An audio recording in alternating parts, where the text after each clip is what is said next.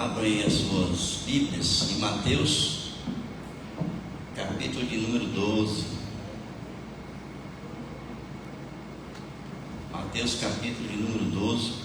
Nós vamos ler os versículos número 33 ao número 37. Mateus 12, 33 a 37. E a palavra do Senhor diz o seguinte: tornem a árvore boa e o seu fruto será bom, ou tornem a árvore má e o seu fruto será mau, porque pelo fruto se conhece a árvore. Raça de víboras, como vocês podem falar coisas boas sendo maus? Porque a boca fala do que está cheio o coração. A pessoa boa tira do tesouro bom coisas boas, mas a pessoa má do mau tesouro tira coisas más. Digo a vocês que no dia do juízo as pessoas darão conta de toda palavra inútil que proferirem, porque pelas suas palavras você será justificado, e pelas suas palavras você será condenado. Amém, queridos? Muito bem, irmãos. Nós sabemos da importância da palavra no que diz respeito à comunicação, o poder da comunicação. Porque a palavra falada, ela expressa sentimentos quando nós estamos sentindo. Ela expressa uma maneira racional de se relacionar com as pessoas. Então a palavra falada, ela tem esse poder de nos colocar em contato com as pessoas, de termos bons relacionamentos com as pessoas e falarmos, expressarmos aquilo que nós queremos, as nossas ideias, os nossos pensamentos, tudo aquilo que muitas vezes nós queremos expressar e nós o fazemos através das nossas palavras. É importante a gente perceber quão a Bíblia dá uma importância a essa questão da palavra. A criação mesmo, por exemplo, ela foi criada, o mundo foi criado através da palavra, haja luz e assim por diante. Ali em Gênesis capítulo 1 a gente sabe como ali aconteceu toda a criação. E aqui nesse texto, Jesus ele vai mais fundo, ele vai mostrar uma importância muito maior que muitas vezes a gente nem leva em consideração aquilo que Jesus está querendo alertar para nós enquanto cristãos, que é a importância da palavra no sentido de que ela pode nos salvar, mas também pode nos condenar diante de Deus. Vejam que existem alguns outros textos que vão corroborar com isso, que vão mostrar essa importância. Por exemplo, em Provérbios, capítulo 13, versículos 2 e 3, diz o seguinte: do fruto da boca cada um comerá o bem. Do fruto da boca cada um comerá o bem. Mas os infiéis só desejam a violência. Quem vigia as suas palavras conserva a sua vida, mas o que fala demais arruína a si mesmo. Mostrando aí o quanto nós devemos nos preocupar com essa questão do falar. Porque muitas vezes, irmãos, nós falamos palavras soltas. Às vezes nós estamos tão relaxados no sentido de relacionamento com pessoas, de amizade com pessoas, e às vezes a gente fala palavras soltas e palavras que são fúteis dentro do contexto de um relacionamento. É claro que muitas vezes a gente tira brincadeiras, coisas até desagradáveis como brincadeiras, e que são palavras que estão saindo de um coração que naquele momento está expressando alguma coisa. É certo que muitas vezes a gente brincando diz verdades. Depois que a gente fala, a gente vai dizer, não, eu estava brincando. E na verdade, aquela brincadeira é exatamente o que nós pensamos quando nós falamos. Embora a desculpa venha para dizer que é uma brincadeira. Então nós precisamos ter cuidado. Quando a Bíblia diz assim, vigiai, nós precisamos vigiar em todos os aspectos da nossa vida.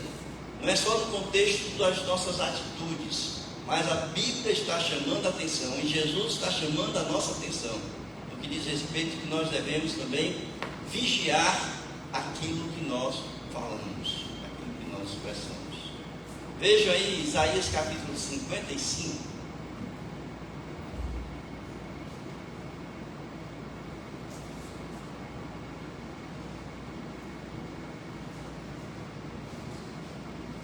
Isaías 55, a partir do versículo 10, na verdade vamos ler o versículo 10 e 11, que mostra a importância aí da gente pensar sobre a palavra, não apenas naquela que nós expressamos, mas aquela também que o Senhor fala. É interessante quando a gente aplica esse texto às nossas, porque a palavra não volta vazia. Todas as vezes que nós falamos alguma coisa, a palavra não volta, foi dita, então não tem retorno. Não tem como você apagar aquilo que você fala, você apaga o que escreve, é a palavra escrita. Mas a palavra falada, ela não volta. E ela tem um efeito sobre aquelas pessoas que escutam aquilo que nós falamos. Por exemplo, o que eu estou falando aqui, logicamente vocês estão refletindo, portanto vai ter um efeito sobre aquilo que eu estou dizendo agora. Então vejam, esse texto de Isaías diz assim, porque assim como a chuva e a neve descem dos céus, e para lá não voltam, sem que primeiro reguem a terra e a fecundem, e a façam brotar para dar semente ao semeador, e pão ao que come, assim será a palavra que sair da minha boca. É o Senhor falando aqui. Não voltará para mim vazia, mas fará o que me apraz, prosperará naquilo para que a designe. Ele está mostrando a importância da palavra, o efeito que essa palavra tem sobre as pessoas depois que nós soltamos ela. Pode ser veneno, né? Como pode ser coisas boas. Você pode aconselhar, você pode confortar, você pode fortalecer, mas também você pode derrubar uma pessoa com palavras, deixar a pessoa bastante decaída, dependendo daquilo que você vai expressar. Então a palavra tem esse poder de quando nós a expressamos, nós precisamos ter cuidado. Existe uma expressão popular que diz que as pessoas morrem pela boca. As pessoas morrem pela boca, como peixe. É isso? Quantas e quantas vezes a gente vê políticos, por exemplo, que às vezes estão em ascensão, de repente tem um declínio, uma queda repentina, e a gente vai atrás e a gente percebe que foi aquilo que a pessoa falou, aquilo que a pessoa expressou. Então nós podemos, através da nossa boca, irmãos, nós podemos morrer pela nossa boca. Não é de comer, mas é de falar, aquilo que nós expressamos. Ou seja, precisamos ter cautela, cautela tudo aquilo que a gente falar. Não é à toa que a Bíblia fala que a gente deve ouvir mais e falar menos. Não é isso? Nós precisamos ouvir mais e falar menos. Bom, as palavras impensadas, elas acabam relacionamentos com pessoas. Muitas vezes nós dizemos palavras sem pensar. Quantos e quantos relacionamentos já acabaram por causa de palavras impensadas? Palavras impensadas, elas podem prejudicar toda uma vida profissional. Você pode ser um grande profissional. Em qualquer área que você estiver realizando o seu trabalho, mas você pode, no meio do seu trabalho, você pode prejudicar por aquilo que você fala. É isso.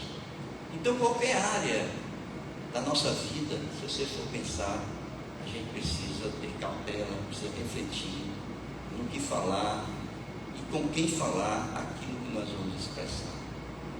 Por isso é que esse texto, na verdade, é um alerta para o perigo de falar demais e de forma inadequada. É um conselho à prudência do expressar. Por isso é que sugere aqui que comentários inoportunos, muitas vezes, e quantos comentários inoportunos, irmãos, nós já ouvimos na nossa vida, indiscretos, que geram consequências profundamente negativas. Eu, já no meu tempo de ministério, a gente já teve pessoas na nossa igreja que saíram da igreja por causa de mensagens que eu trouxe para a igreja. Por quê? Porque acharam que estavam sendo atingidas, sobre a palavra que aqui foi proferida. É claro que quando a gente está no ministério, a gente traz uma palavra, a gente não direciona para uma pessoa, porque a igreja não se constitui de uma pessoa. A igreja é coletivo, não é isso?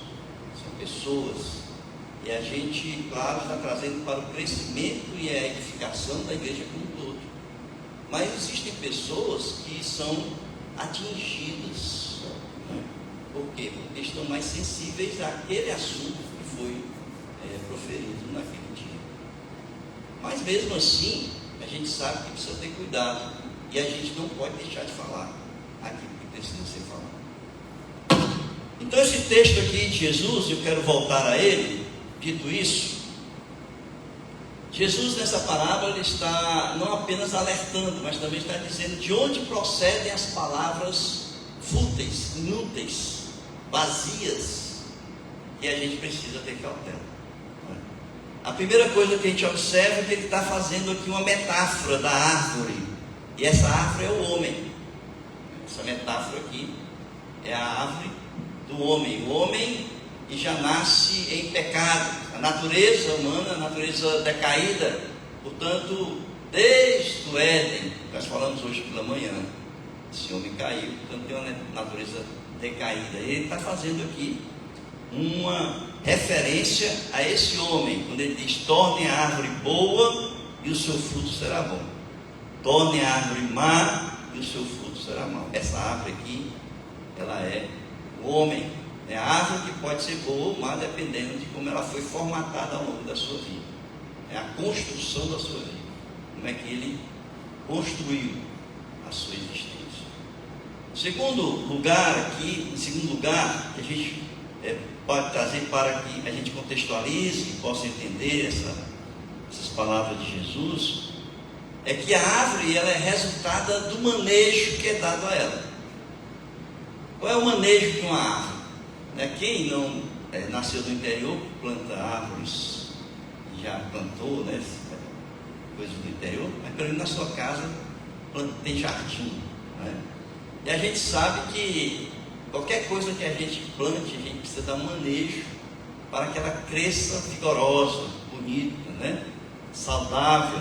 Então a árvore, aqui o homem, ele é resultado do manejo que o agricultor dá a ela, o cuidado que se dá a ela.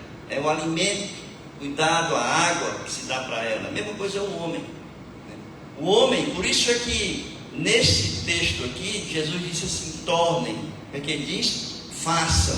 É sinal de que esse homem pode ser construído. Ele não já nasce pronto. Tornem esse homem bom, construa, façam desse homem um homem bom. E esse homem, ele dará frutos bons. Mas façam desse homem um homem mau, e ele fará coisas más. E a gente sabe que isso depende muito desde a sua criação dentro do seu lar, da sua casa, da sua vida social, das oportunidades que as pessoas têm, o direcionamento que a pessoa dá à sua vida e as circunstâncias que vão aí formatar esse homem.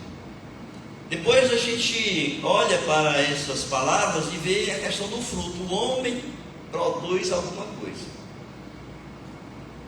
E neste caso especial, o fruto que ele está falando aqui é aquilo que está no coração do homem, aquilo que ele guarda. Jesus, ele disse que tudo aquilo que nós temos de ruim, tudo aquilo que nós temos de ruim, irmãos, vem do coração. Então tudo que acontece na nossa vida, toda a nossa existência, toda a nossa história, ela está guardada no coração. E nós expressamos isso ao longo da nossa vida. Quando a gente se relaciona com uma pessoa iracunda, uma pessoa que só vive de mau humor, só vive soltando palavras agressivas, se a gente for atrás, a gente vai perceber que esse caráter, essa personalidade, muitas vezes agressiva, ela foi formatada por situações adversas. E que essa forma dessa pessoa ser é uma forma de proteção. É como um porco espinho. Às vezes a gente fala de uma pessoa que é muito agressiva nas palavras, mas a gente não entende o coração dessa pessoa. O porco espinho, ele se abre para se defender, né, quando a pessoa ataca. Mesma coisa de uma pessoa que agride. Ela agride como se fosse aquele circo de espinhos que quer proteger o seu coração de ser atingido. Então, dentro do coração é que está o resultado de toda a formatação desse homem ao longo da sua história. E quando a gente se expressa, quando a gente fala aquilo que tem no coração. É isso que Jesus está dizendo aqui. O fruto, resultado daquilo que nós temos no nosso coração. Então o fruto é o que está no coração do homem, que guarda em si todos os elementos, sejam eles nutritivos ou não, sejam eles positivos ou negativos. Jesus disse que é do coração, é lá que está guardado o tesouro. A pessoa boa tira do tesouro bom coisas boas, mas a pessoa má, do mau tesouro, tira coisas más. É lá no coração.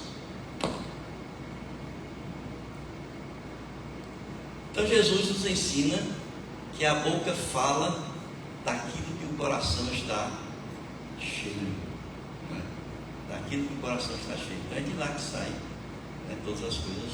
Então a árvore, ela vai exteriorizar esse estado espiritual, esse estado emocional que a pessoa está vivenciando nesses tempos. Depois a gente percebe aqui também que o homem, ele é conhecido por esse fruto, pelas palavras, e permite um juízo sobre a pessoa. Então, se você quer fazer um juízo, aliás, você faz muitas vezes um juízo sobre a pessoa, você o faz pela forma da pessoa se relacionar com os outros, aquilo que fala e aquilo que expressa. Às vezes você diz assim, mas aquela pessoa é uma pessoa alegre, é uma pessoa divertida. Mas ela não é divertida de ficar pulando, salteando e rindo. Ela é alegre porque expressa essa alegria através de palavras, de brincadeiras. Então você diz assim, aquela pessoa alegre. Então a pessoa, você faz um juízo sobre essa pessoa pelo aquilo que ela fala e pelo aquilo que ela expressa. Eu, por exemplo, sou uma pessoa muito calada. O juízo que faço de mim é que eu sou autista, muitas vezes. O pastor é muito calado, o pastor não fala nada. Isso. Então, uma pessoa muito expansiva, como Aníbal, não fala bastante, se comunica, se relaciona. Então, você quer queira, quer não, você faz um juízo sobre a forma como você se relaciona. É por isso que, dentro daquilo que nós falamos, a árvore boa, você fala coisas boas, a árvore má, coisas más, você faz um juízo sobre essa pessoa. É isso que Jesus está falando aqui. Então é o seguinte, irmãos, Jesus ele nos ensina que é do coração que o homem tira os seus tesouros. E aqui no versículo 37, e é isso que eu quero chamar a atenção de vocês, é o seguinte. Por que eu quero chamar a atenção de vocês? Porque a gente fala muita besteira, né? A gente fala muita besteira. Né? Jesus diz assim: pelas suas palavras, o juízo de Deus sobre aquilo que você fala. No versículo 37, pelas suas palavras você será justificado, mas pelas suas palavras você será condenado. Então, irmãos, é isso que nós precisamos ter nesse cuidado de falar, na forma como nós falamos. É porque quando a gente chegar na presença do Senhor, a gente vai dizer assim: mas Senhor, né, eu estava no culto todo domingo, eu estava no culto de oração toda quarta-feira, né, e o Senhor vai dizer assim, quando chegar lá: vai para lá, eu não te conheço não é? Porque a gente falou tanta besteira e mostrou aquilo que nós somos, que nós temos no nosso coração, nós expressamos quem somos, né, através das palavras. Então, irmãos, eu quero trazer hoje a reflexão de como é que nós podemos nos cuidar, como é que a gente pode vigiar para que a gente não erre através da nossa comunicação.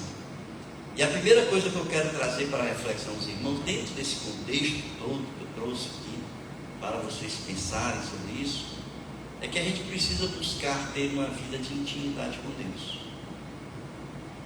Se a gente está com a mente tão dispersa, tão distante de Deus, a gente vai falar que está na telha, não tem a forma popular de se expressar, né? Está na telha, a gente fala. Ah, porque a pessoa é muito transparente, fala que está na telha. Eu não sei se isso é transparência, porque diante de Deus, né, isso é uma agressão. Né? Isso é uma agressão. Então nós precisamos ter muito cuidado.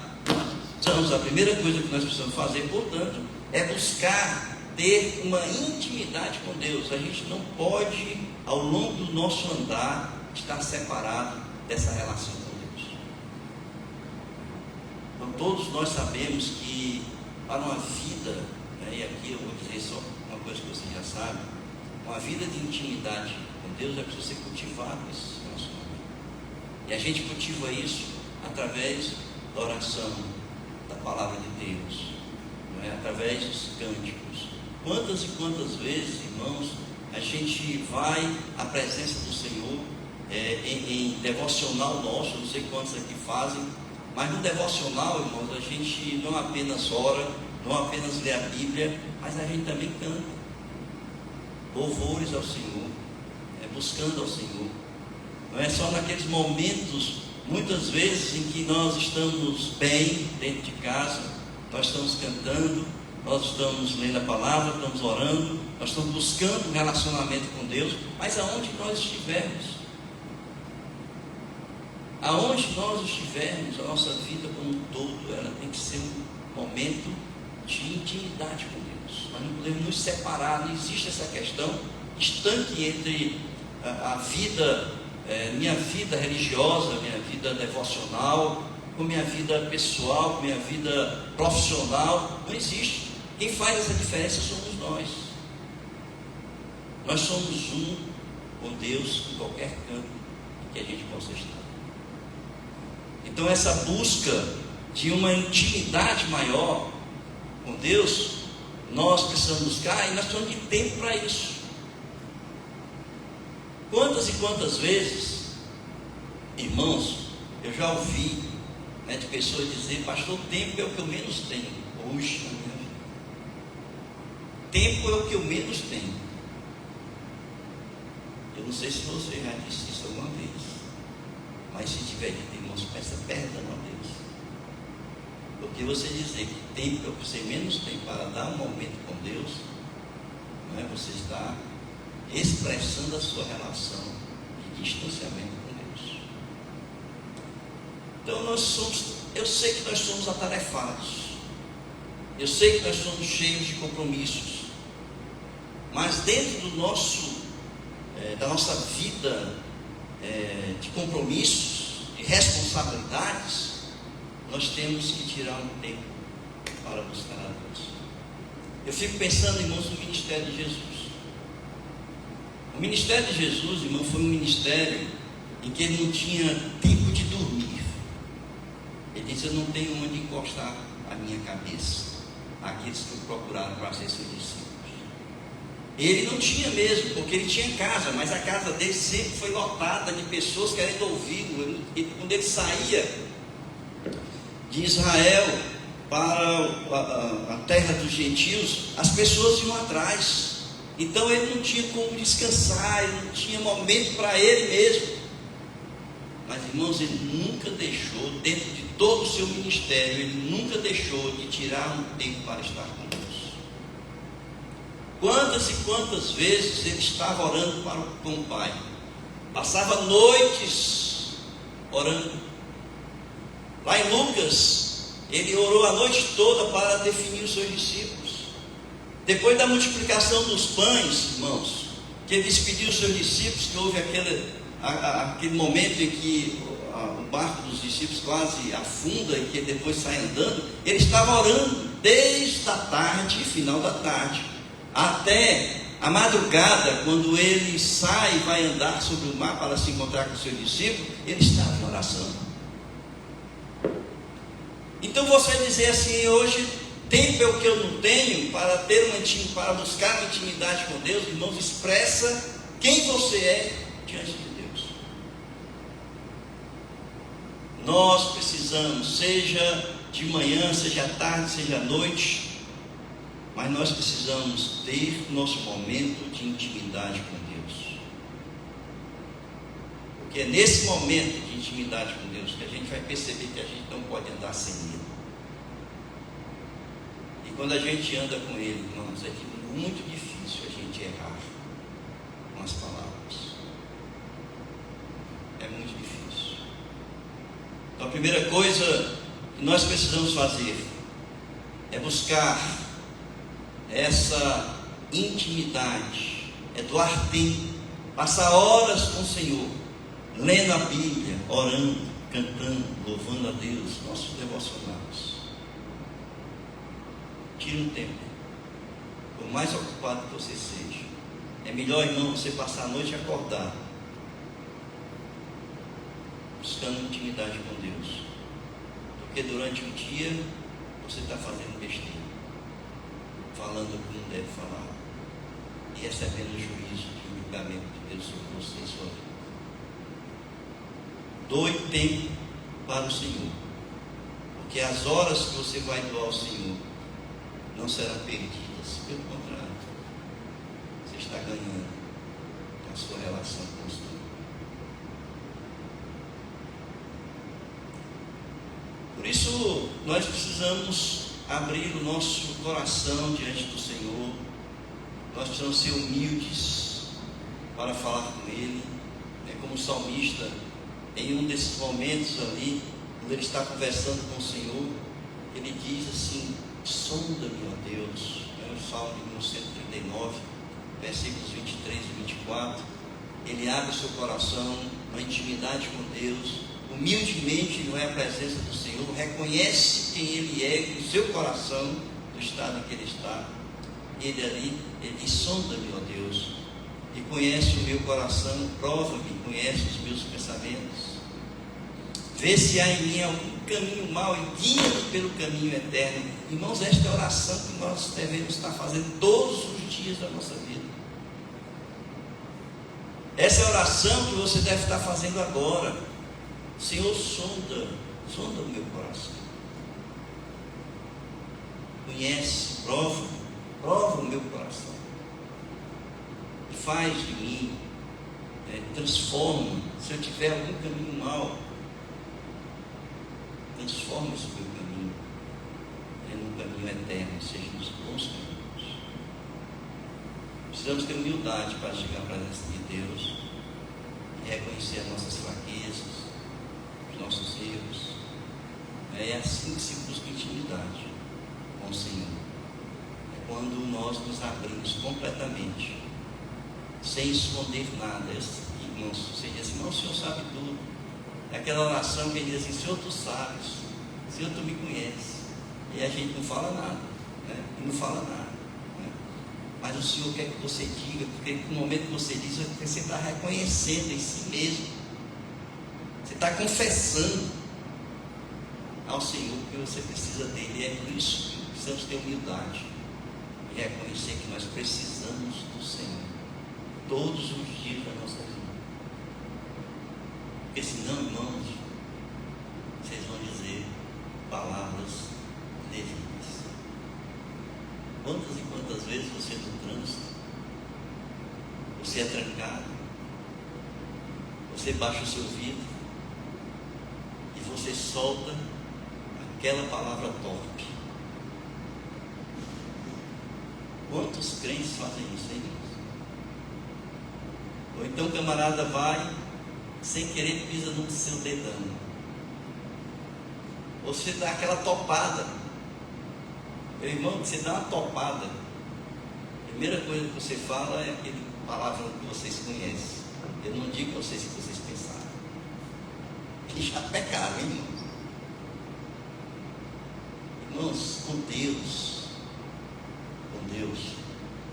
a gente pode dar topada, a gente pode ser trancado no trânsito, né? Mas a gente nem pensa numa palavra torpe. Nós precisamos reconhecer que Deus, Ele é soberano, que nós precisamos dele, dependemos dele, tudo da nossa vida é dele. Portanto, Ele é quem vai fazer com que a gente, na intimidade com Ele, andando com Ele, impeça que a gente diga palavras indevidas. Irmãos, olha, antes de eu me converter, de 10 palavras que eu falava, 12 eram nome feio. 12. Antes de eu me converter. E eu não tenho vergonha de dizer isso. Por quê? Porque é o poder de Deus na minha vida que limpou a minha boca, a minha língua, limpou a minha mente, limpou o meu coração. É o poder de Deus. Só Deus pode fazer isso. Nenhum outro pode fazer. Por isso é que eu digo, daqui para frente, irmãos, faça essa oração que Davi fez. Senhor, sonda, meu Deus, conhece o meu coração, prova-me, conhece os meus pensamentos, vê se há em mim algum caminho mau, guia-me pelo caminho eterno.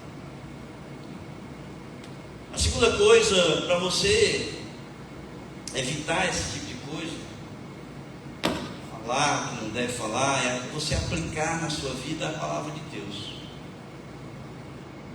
Porque isso são duas coisas diferentes. Uma coisa é você conhecer, outra coisa é você viver. Uma coisa é você dizer que você é crente, outra coisa é você ser obediente. Porque pelo fruto se conhece a árvore de Jesus. Mas se você não é obediente, eu havia uma pessoa dizer assim: existe crente desobediente. Ou seja, há um questionamento em relação a isso. Existe crente desobediente? Então a segunda coisa é a obediência, a humildade em viver a palavra de Deus. Nós precisamos nos apresentar diante de Deus despojados de nós. Nós somos tão cheios de nós mesmos e muitas vezes nós não nos curvamos a palavra do Senhor.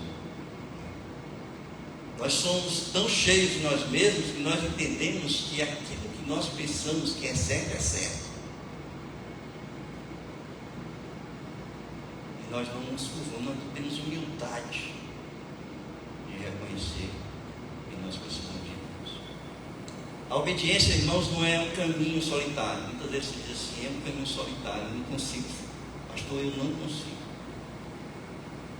Mas a obediência não é um caminho solitário. É uma experiência interrelacional, irmãos. É para isso que existe a igreja. A igreja é o local onde há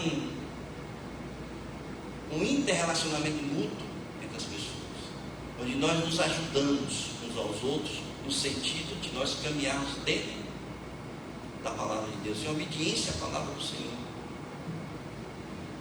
A igreja em si mesma é essa comunidade solidária, na ajuda para superar nas lutas internas e pessoais de cada um. Você não precisa andar sozinho, lutar sozinho, sofrer sozinho. Nós precisamos compartilhar, tornar mais leve a nossa caminhada. Nós temos muito medo de expressar para as pessoas aquilo que nós estamos passando na vida. É como se nós estivéssemos dizendo que nós somos fracos, incompetentes para as pessoas. Na verdade, a gente precisa aprender, mesmo que as pessoas nos critiquem, mas nós precisamos aprender a dizer aquilo que nós estamos sentindo e enfrentando na nossa vida. Porque dentre 100 pessoas que a gente fala, pelo menos 10 estarão orando comigo, ou estarão orando com a gente. Pode ser que 90 estejam criticando, apontando você e falando mal de você, mas terão 10 que estarão solidários à sua dor, ao seu sofrimento, à forma que você está passando. E essas pessoas, pode ter certeza, estarão dividindo a carga com você. Nós precisamos ter essa compreensão que nós vivemos em coletividade, uma comunidade. Existem pessoas boas, pessoas más. Existem pessoas que estão no estado de maturidade avançado, mas tem pessoas que estão começando essa caminhada agora. Então existe o joio e existe o trigo. Mas é no trigo que a gente se alimenta, não é no joio. É no trigo. O trigo é que alimenta a gente. Então esse trigo é que vai sustentar a gente na nossa caminhada. E nós seremos obedientes, irmãos, porque estarão do nosso lado, nos ajudando. Quando nós tropeçamos, estendem as mãos, oram por nós, nos acolhem, nos ajudam, nos mostram qual é o caminho correto. E nós precisamos então ter essa vida em comunidade. Não existe também, irmãos, quer dizer, não é uma caminhada solitária, mas também a gente precisa entender que não existe obediência à palavra de Deus sem conhecimento. Como é que você pode ser uma pessoa obediente? Obediente a quê? Ah, eu sou obediente a Deus. Bem, o que é que Deus está mandando você fazer? Não existe obediência sem conhecimento. O pai chegar assim, olha, eu vou lhe botar de castigo porque você me desobedeceu. Mas desobedecer em quê? Você disse para fazer o quê? Se disser assim, olha, você vai ali e você tem 10 minutos para ir ali e voltar. Se você não chegar aqui em 10 minutos, você apanha. Aí sim. Aí existe um comando que eu preciso obedecer. Aí se eu não obedecer, eu sou castigado. Para eu obedecer, eu tenho que saber o quê?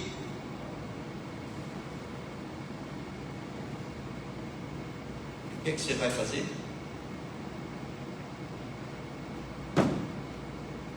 Você tem que conhecer esse livrinho, irmãos. É bem fininho. Mas você consegue ler em um ano, você sabia? Tem gente que consegue ler 2 vezes em um ano. Eu já li o Novo Testamento 2 vezes em um ano e uma vez no Antigo. Em um ano. Hoje eu já não leio em um ano, porque eu leio com mais, fazendo pesquisas. Você precisa conhecer o que está aqui. O verdadeiro cristão, irmãos, olha, não existe cristão desobediente. Para ser obediente, você precisa conhecer a palavra de Deus. Então, o que nós temos que fazer? Nós temos que ter intimidade com Deus. Nós precisamos ser obedientes à palavra de Deus, aplicar essa palavra à nossa vida. E se nós fizermos isso, você pode ter certeza, irmãos, que você estará sendo julgado pelo Senhor. Julgado pelo Senhor. uma forma saudável. Aqui Jesus vai dizer: pelas palavras você pode ser justificado, mas pelas palavras você pode ser condenado. O apóstolo Paulo, em Efésios capítulo 4, versículos 29 a 32, ele diz o seguinte: veja aí: não saia da vossa boca nenhuma palavra torpe, mas só o que for boa para promover a edificação, para que dê graça aos que a ouvem. E não entristeçais o Espírito Santo de Deus, no qual estáis selados para o dia da redenção. Toda amargura, ira, cólera, gritaria, blasfêmia, toda malícia seja tirada de entre vós. Antes, sede uns para com os outros benignos, misericordiosos, perdoando-vos uns aos outros, como também Deus vos perdoou em Cristo Jesus. Então, a primeira coisa qual é? Intimidade com Deus. A segunda, obediência, né? Obediência. E a terceira é você buscar uma vida de dependência ao Senhor. Uma vida de dependência significa confiar em Deus, descansar no Senhor, sabendo que só Ele tem as palavras de vida eterna. Vocês conhecem aquele texto que Jesus está falando que deve comer a carne, o sangue, e os discípulos começaram a sair? João capítulo 6, Evangelho de João capítulo 6. E os discípulos de Jesus começam a abandonar Jesus, começam a sair, aí só ficam os 12. Aí Jesus olha assim para os 12: e vocês? Vão querer sair também? Sair fora? Aí Pedro diz assim: não, Senhor, porque só tu tens palavras de vida eterna. Então vejam, nós precisamos descansar no Senhor, nós precisamos confiar, porque todas as vezes, irmãos, que a gente toma decisões, resoluções de uma forma impensada, e muitas vezes nós fazemos sem estar na espera de que o Senhor possa dar uma solução a esses termos, nós vamos expressar e fazer coisas erradas. Por quê? Porque nós estamos fazendo por conta própria. Então significa que nós precisamos confiar, descansar no Senhor, sabendo exatamente que Ele tem as palavras que nós precisamos ouvir para sermos ali julgados, justificados no nosso caminhar e no nosso falar. Confiar na sua orientação, confiar na sabedoria de Deus, na sabedoria da palavra do Senhor, que é a revelação de Deus para nós. Nós precisamos entender que só Ele pode nos dar o caminho certo. Vejam que Deus, Ele é provedor, não é isso? Deus é provedor de todas as coisas que nós precisamos.